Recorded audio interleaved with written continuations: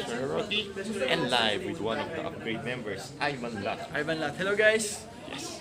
Ito, Ivan, pag sinabing upgrade, ang mapasok agad sa isip namin mga viewers and netizens is yung cover version ng Trumpet. Okay. Sino nakaisip nyo nang gumawa kayo ng mga cover versions or dance versions ng mga hit songs or challenges? Actually, before pa lang, gumagawa na talaga kami ng mga dance covers. Pero nung time na yun, parang nagkaayaan lang kami sa bahay ng isa naming member. Tapos, Parang may birthday yata. parang nakapambahay lang kami. Oo nga Tapos eh. naisip namin, parang okay tong ano na to ah. Tara, ano tayo, selfie. Tapos video natin.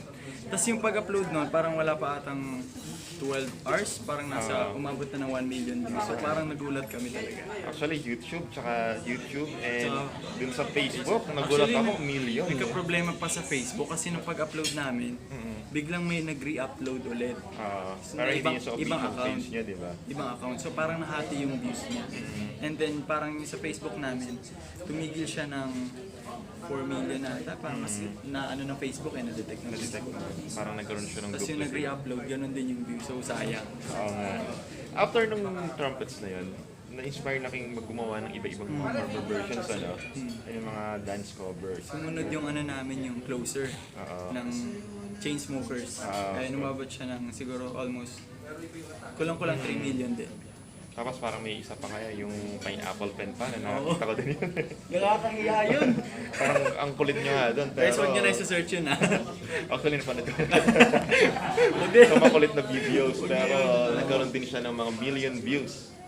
Kasi nintay naman namin ngayon, mag-challenge yun ng Boom Boom Dance. So, Boom Boom Dance. yun na yun. Na-search ko, yun nakita ko yung trend na yun. So, sinabi ko Ganun yun, di ba?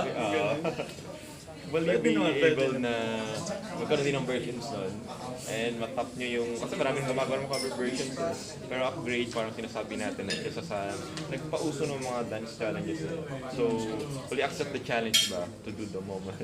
Pwede naman, pero parang medyo parang late na.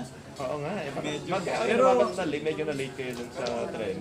Oo, kasi yung iba din sa amin kasi nagsuschool din. And then yung isang member namin, taga Olonga po din. So, mas gusto namin, pag nag-cover kami ng video, gusto namin kompleto talaga.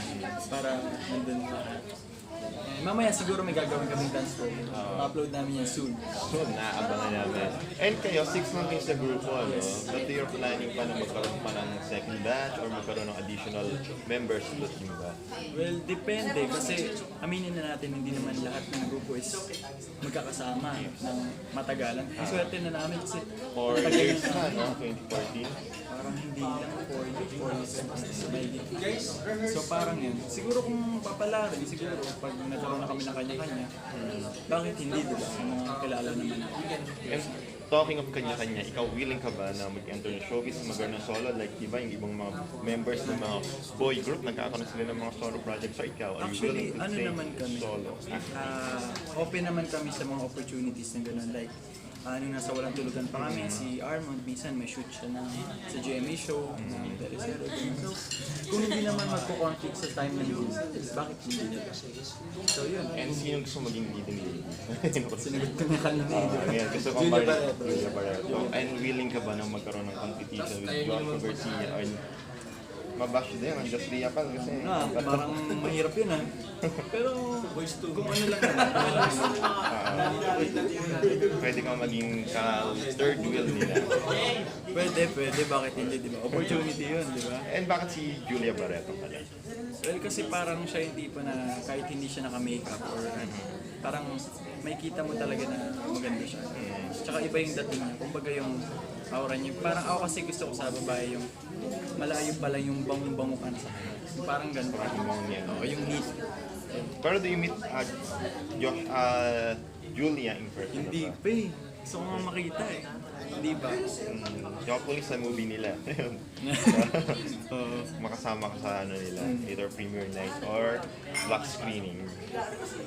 Okay, thank you Ivan. Thank you. Good luck. See you sa upcoming event. And of course, subscribe kayo sa channel ni Sir Rocky. Yes, Rano Rocky and Upgrade Official. Of course, Upgrade Official sa YouTube, subscribe. Thank you guys!